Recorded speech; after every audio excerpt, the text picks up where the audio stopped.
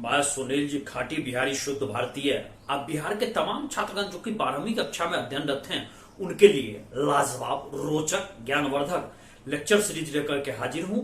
और आपसे आग्रह है कि अभी तक आपने यदि यूट्यूब चैनल सुनील जी खाटी बिहारी यूट्यूब चैनल को पर नए हैं, इसको सब्सक्राइब ना किया तो भैया बिल्कुल फ्री है और इसे सब्सक्राइब कर लो। आप चाहे बिहार में कहीं से भी, चाहे आप राजधानी से तैयारी करते हो, चाहे गांव से भी तैयारी करते हो, आपके लिए बिल्कुल फ्री है। तो मैं शुरुआत करता हूं रसायन विषय से। और रसायन जैसे आपको 12th में 16 चैप्टर्स हैं। मैं आपको क्रमबद्ध ढंग से नहीं बल्कि पहले आसान आसान चैप्टर्स को पहले मैं आपको पूरा करूंगा। तो इस बार मैं आपको जो लेक्चर दे रहा हूं वो है आपको दैनिक जीवन में रसायन का उपयोग, इससे संबंधित। ये मूलतः आपकी पुस्तक में 16वां चैप्टर है लेकिन बहुत उपयोगी है। इसकी उपयोगिता कंपटीशन में भी है। शुरुआत करता हूं। रसायन का उपयोग जीवन के विविध विविध क्षेत्रों में आप देखिएगा। साबुन में है, सर्फ में है, डिटर्जेंट में है या जिसको सर्फ भी कहते हैं। इसके बाद दवा में है, ईंधन में है, खाद में है, विस्फोटक में है। भांति भांति में हम रसायन का उपयोग करते हैं। तो जब दैनिक जीवन में उपयोग की बात आती है तो सबसे महत्वपूर्ण है दवा। तो औषधि से मैं शुरुआत करता हूं। औषधि सामान्य रूप में हम जानते हैं, औषधि या दवा हम उसको कहते हैं यदि शरीर में किसी प्रकार का रोग हो जाता है, किसी प्रकार का व्याधि हो जाती है, तो उसको दूर करने के लिए हम जिसका उपयोग करते हैं उसको दवा कहते हैं। दवा कहते हैं इसका तो। और उस दवा का जो उपयोग रसायन ने हमको सक्षम बनाया है तो इसको हम लोग रसायन चिकित्सा भी कहते हैं। तो रसायन चिकित्सा के बारे में जानेंगे। अब औषधि का वर्गीकरण हम जानते हैं। तो औषधि अलग अलग टाइप का, अलग अलग डिफरेंट। सामान्य सा मैं आपको एग्जांपल देता हूं। आप लो भैया, ये नॉर्फ्लॉक्स टीजेड है, ये आपको पेट खराब में काम देगा। आपका पेट खराब है, नॉर्फ्लॉक्स टीजेड पावर 200 का भी होता है, 400 का भी होता है, फिर 1000 का होता है और 1000 टीजेड है। टीजेड खा लो, आपका पेट खराब रुक जाएगा, लेकिन डॉक्टर का प्रिस्क्रिप्शन से ही खाना। ये आप देखो भैया, ये कैल्शियम की गोली है। यदि आप सूरज की रोशनी में कम रहते हो, घर में ही रहते हो, तो कैल्शियम की गोली ये हड्डी को मजबूत करेगा और आपके दांतों को चौड़ा करेगा, अच्छा करेगा। ये कैल्शियम है। इसके बाद चले आओ भैया, ये आपका जो देख रहे हो ये विटामिन डी की गोली है। विटामिन डी की, आप सूरज की रोशनी में नहीं रहते हो, सुबह शाम नहीं रहते हो, उस स्थिति में विटामिन डी सप्ताह में आप इसका उपयोग 4 गोली का ले सकते हैं। जैसे कि मैं आपको बतलाता हूं, लो भैया, जैसे कि मान लीजिए ये आप जो देख रहे हो तो इसको आप देखो कि ये 8 गोली है। सप्ताह में आप एक एक गोली लोगे, इससे आपकी विटामिन डी की कमी दूर होगी। लेकिन जब सूर्य आपको ये देता है तो फिर आपकी इसकी जरूरत नहीं पड़ेगी। फिर चले आते हैं, इसको हम लोग कहते हैं एंटी डिप्रेशन की दवा। ये डॉक्टर के प्रिस्क्रिप्शन पे ही मिलेगी, नहीं तो नहीं मिलेगी। अभी मैंने आपको अलग अलग दवा बतला दिया कि लोग आपके सामने अलग अलग दवा, ये एंटी डिप्रेशन की दवा, ये कैल्शियम, ये हो गया पेट खराब की दवा। इसके बाद आप देखो ये हो गया विटामिन डी, अलग अलग दवा।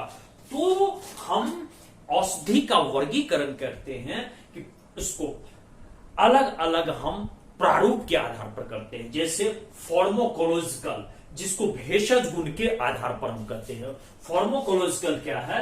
यह किसी विशेष उपचार के चिकित्सा के लिए हम उपयोग करते हैं। जैसे पीड़ाहारी हो सकती है, एनाल्जेसिक हम ले लिए, एंटीसेप्टिक कट फट गया तो उसको दूर करने के लिए हम उपयोग करते हैं। तो उसके अब औषध के प्रभाव के आधार पर भी हम वर्गीकरण करते हैं। जैसे औषध का प्रभाव क्या होता है, कितनी देर तक, इसके आधार पर भी हम वर्गीकरण करते हैं। रासायनिक संरचना के आधार पर भी हम मान लीजिए वर्गीकरण करते हैं। जैसे औषध है तो वो आपको कार्बोहाइड्रेट भी हो सकता है, लिपिड प्रोटीन हो सकता है, न्यूक्लिक अम्ल के माने कार्बोहाइड्रेट या प्रोटीन, या आप कह सकते हैं कि न्यूक्लिक अम्ल से किस प्रकार इंटरेक्ट करेगा, उसके आधार पर भी हम दवा का वर्गीकरण करते हैं। तो खास करके कि ये आपका कि कार्बोहाइड्रेट, लिपिड प्रोटीन अथवा न्यूक्लिक अम्ल, इस पर किस तरह का दवा इंटरेक्ट करता है, इसके आधार पर जो वर्गीकरण करते हैं ये अत्यंत ही महत्वपूर्ण है। अब हम एक एंजाइम के बारे में जानते हैं। एंजाइम एक प्रकार का प्रोटीन होता है, इसका काम होता है उत्प्रेरित करता है। आप देखिएगा भोजन नहीं पचता है तो डॉक्टर एंजाइम भी देते हैं। उससे क्या होता है कि भीतर में जितने भी पाचक रस है वो सक्रिय हो जाता है और उसके बाद भोजन पचता है, अच्छा ढंग से पाचन होता है, शरीर मजबूत होता है। इसलिए एंजाइम देखिएगा कि जिस समय पेट खराब होगा या कब्ज होगा या आंव होगा तो उस स्थिति में एंजाइम का प्रयोग बराबर डॉक्टर आपको देखिएगा कि इसका उपयोग करेंगे। तो एंजाइम में इसमें कि प्रोटीन के संचार व्यवस्था में ये निर्णायक भूमिका निभाती है। तो निर्णायक और ये जो प्रोटीन को संचार व्यवस्था में निर्णायक की भूमिका निभाती है तो इसको जो ग्रहण करता है उसको हम लोग ग्राही कहते हैं। अब एंजाइम के उत्प्रेरक कार्य, उत्प्रेरक मीन्स कि किस तरह से ये इंफोर्स करता है, किस तरह से दबाव डालता है। तो इसमें दो तरह से ये दबाव डालता है। एक है एंजाइम का पहला कार्य है कि ये पहला कार्य कि क्रियाधार अणु को समुचित स्थान पर थामे रखता है, उसको उस स्थान पर बैलेंस रखता है जहां पर उसको हिट करना है। तो यह ताकि प्रभावशाली आक्रमण हिटिंग कर सके। जैसे मान लीजिए कि ये एंजाइम है तो आप देखिए ये एंजाइम है और इस जगह इसको हिट करना है, तो इस जगह हिट करना है तो यहां पर आप देखिए कि ये एंजाइम है। ये जो खाली ब्लॉक आप देख रहे हैं, ये खाली ब्लॉक आप देख रहे हैं, इस स्थान को देख रहे हैं, यहां पर आपको सक्रिय करना है। ये एक क्रियाधार होता है, इसको ठीक इस स्थान पर देखिए बैलेंस करके रखता है ताकि इस स्थान को हिट करेगा और ये तकलीफ दूर होगी, ये बीमारी दूर होगी। तो इसको बैलेंस करके इस स्थान पर ये एंजाइम इसका मूल काम करता है। दूसरा कार्य है एंजाइम का कि जहां पर हिट करना है उसके लिए प्रकार्यात्मक समूह उपलब्ध कराना, तो इसको उपलब्ध करवाना, तो ये एंजाइम का मुख्य कार्य है। अब औषध एंजाइम जो हम लोग देखते हैं तो औषध एंजाइम भी ये भी दो तरह का है। एक है कि एंजाइम उपरोक्त गतिविधि में, जैसे मान लीजिए कि यदि कोई बीमारी का कोई एक्शंस होता है या बीमारी का मान लीजिए कोई अटैक होता है तो उसके जो प्रक्रिया होती है उसके प्रक्रिया में ही यह एंजाइम बाधा उत्पन्न कर दे, उसके ट्रैक को ही तोड़ दे। तो ट्रैक को ही तोड़ दे तो उसमें एंजाइम क्या करता है कि वो इस तरह से उसमें उत्प्रेरक लाता है ताकि उसमें अवरोध उत्पन्न हो जाए और शरीर स्वस्थ हो जाए, वो बीमारी का जो ट्रैक है, रास्ता है, वो अवरुद्ध हो जाए। तो इसको हम एंजाइम संदमक कहते हैं। संदमक कहते हैं कि ये उसके रास्ते में बाधा उत्पन्न कर देता है। और दूसरा है क्या कि जैसे मान लीजिए कि ये आपका ये इसको हम लोग कहते हैं कि दूसरा हम लोग कहते हैं कि ये जो क्रिया आधार है इससे जो बीमारी का भी पैदा करने वाला उससे ही प्रतिस्पर्धा करने लगता है और प्रतिस्पर्धा जो करने लगता है उससे कंपटीशन करने लगता है। तो इसको कहते हैं कॉम्पिटिटिव इनहिबिटर्स और स्पर्धी संदमक कहते हैं। स्पर्धी उसी से कंपटीशन करने लगता है और उसको हरा देता है, उसे जीत जाता है। और एक और है, तो ये तो पहला तरीका था। और दूसरा तरीका क्या है कि जैसे मान लीजिए ये आप देख रहे हैं, इसका एक खास खांचा बना हुआ है, यहीं पे हिट करता है। इस खांचा को क्या करेगा कि जैसे मान लीजिए ये आपका इस प्रकार है जिसको हम कह सकते हैं कि आप डब्बे के आकार का है, तो इसको क्या करेगा, इसका शेप ही बदल देगा, इसको गोलाकार बना देगा। जैसे मान लीजिए गोलाकार बना देगा, इस शेप है तो इसको इस तरह का बना देगा ताकि अब उसमें बीमारी का रोगाणु का प्रोटीन उसमें टिक ही न पावे, वो फिसल जावे, वो हट जावे, तो उसको शेप ही बदल देता है। इसको हम लोग कहते हैं एलोस्टेरिक सतह। एलोस्टेरिक सतह उसके चेंज को कर देता है, शेप को बदल देता है। तो ये भी एक महत्वपूर्ण है। अब कुछ दवा के बारे में, वो एक्शंस कैसे करता है, किस तरह से वो एक्ट करता है, प्रभाव डालता है। तो जैसे देखिए चिकित्सीय प्रभाव कैसे डालता है, विभिन्न वर्ग के औषधि के बारे में देखते हैं।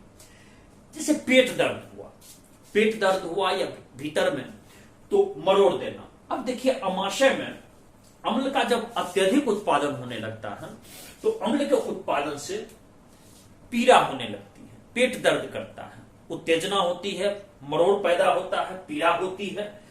तो इसको अति अम्लीयता कहते हैं।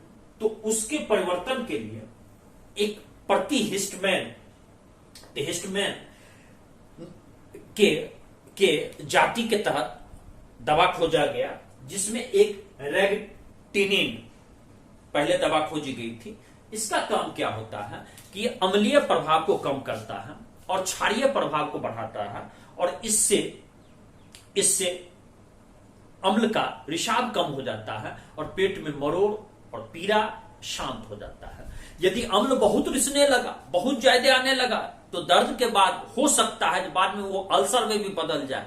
यदि लंबे समय तक आप इसका चिकित्सा नहीं कर रहे हैं तो हो सकता है अल्सर अगला चरण में कैंसर में बदल जाए, तो ऐसी भी संभावना रहती, इसलिए इसकी इलाज शुरू में होने।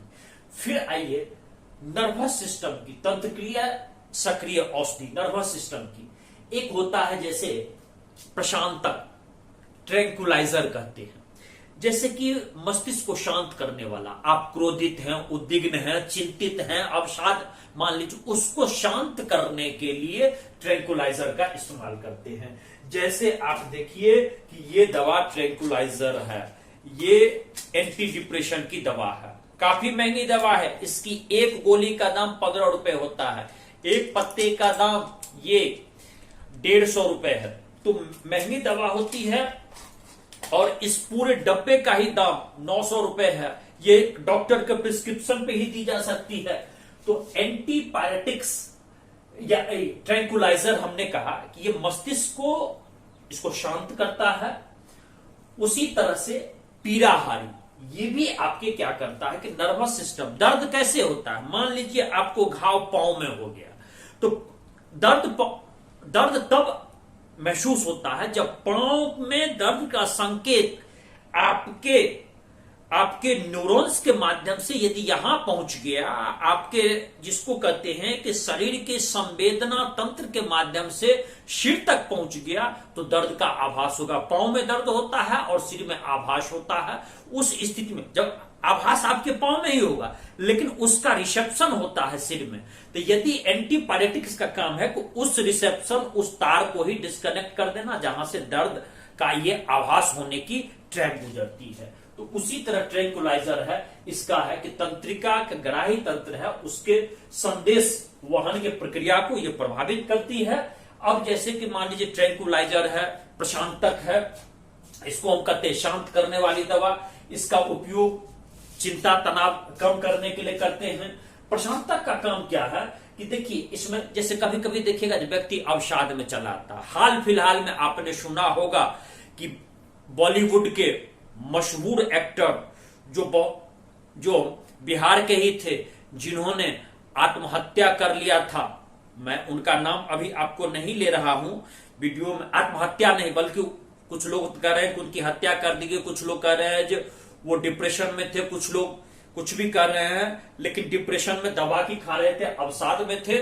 तो अवसाद में थे जो आपको मालूम होगा, तो वो उसमें क्या किया जाता है कि अवसाद तब होती है जबकि शरीर नहीं बल्कि आपका न्यूरॉन्स का जो सिग्नल होता है वो धीरे धीरे न्यूरोट्रांसमीटर उसको कहते हैं, वो काम करना कम कर देता है। तो काम करना कम कर देता है, जिसके कारण व्यक्ति अवसाद में आ जाता है, बोलता कम है, भूख नहीं लगती है, उदास रहता है, मनहूस रहता है, जीवन में सारे सपने को वो समझता है जो उसके लिए अब कुछ भी नहीं बचा। तो उसमें और अवसाद में तो जब उसके पीक पॉइंट होती है तो व्यक्ति में सुसाइडल फीलिंग्स भी आने लगती है। तो इसके लिए जैसे आपको नॉरएड्रेनल ये दवा प्रायः इसका इस्तेमाल करते हैं। तो ये क्या करता है कि ये जो आपकी जो धीमी पड़ गई है न्यूरोट्रांसमीटर की एक्शंस धीमी पड़ गई है, उसमें वो संवेदना पैदा करता है, उसमें उसको वो बीट करता है, फिर उसमें पावर लाता है, बूस्ट अप करता है, और न्यूरोट्रांसमीटर की स्थिति उसमें बढ़ जाती है। तो इस तरह से आपने देखा कि अवसादग्रस्त ग्रस्त व्यक्ति के लिए भी आपको प्रशांतक का इस्तेमाल करते हैं। आगे हम लोग देखते हैं कि अब एंटी डिप्रेसेडेंट है, जिसको प्रति अवसादक भी कहते हैं। कुछ ऐसी दवा होती है, जैसे कुछ व्यक्ति को नींद ही नहीं आता है तो उसको वो दवा दी जाती है ताकि नींद आवे, जिसके बारे में आपको आगे बतलाया जाएगा। तो इस तरह का, अब जैसे देखिए इसको कहते हैं इम्प्रोनाइजिट, ये भी एक दवा है इसका इस तरह का। इसको नॉड्रिल भी कहते हैं, ये न्यूरॉन से ही बना है, न्यूरॉन से ही बना है। तो अभी मैं आपको प्रथम भाग ये बतलाया हूं कि प्रथम भाग बतलाया हूं, और बहुत से बहुत इसकी आवश्यकता होगी तो मुझे 2 भाग की और आवश्यकता होगी, और हो सकता है तो मैं दूसरे भाग में समाप्त कर दिया तो अच्छी बात, नहीं तो तीसरे भाग में निश्चित ही समाप्त कर दूंगा। तो आप पुनः जान लीजिए कि इसमें तेजी के साथ मैं आपको बतलाता हूं कि प्रशांतक उसको कहते हैं जो व्यक्ति को चिंता, तनाव, क्रोध, इन सब को शांत करने के लिए इस्तेमाल करते हैं। न्यूरोट्रांसमीटर होता है कि आपके तंत्रिका तंत्र का, आपकी भावना, संवेदना जहां से पहुंचती है जिस ट्रैक्ट से, उसको न्यूरोट्रांसमीटर कहते हैं। एंटीपायरेटिक्स क्या है? दर्द को कम करने वाला। जल्दी बोल गणेश भाई, एंटीपायरेटिक्स क्या है? दर्द को कम करने वाला। एंटीसेप्टिक दवा क्या है? कट फट गया, जैसे दाढ़ी बनाया कट फट गया तो उस स्थिति में फिटकरी लगाता है ना, तो उसको एंटीसेप्टिक कहते हैं। एंटीसेप्टिक कहते हैं। तो आप इस तरह से कई दवा का जो है नाम आपको समान रूप से पता भी होगा और कुछ का नाम पता भी रहना चाहिए। लेकिन एक बात ध्यान रखिएगा कि दवा बिना किन्हीं डॉक्टर के प्रिस्क्रिप्शन से नहीं लेना चाहिए। मैं सुनील जी खाटी बिहारी अब आपसे यही विदा ले रहा हूं। बहुत जल्दी मैं आपको अगला वीडियो में भी मिल रहा हूं।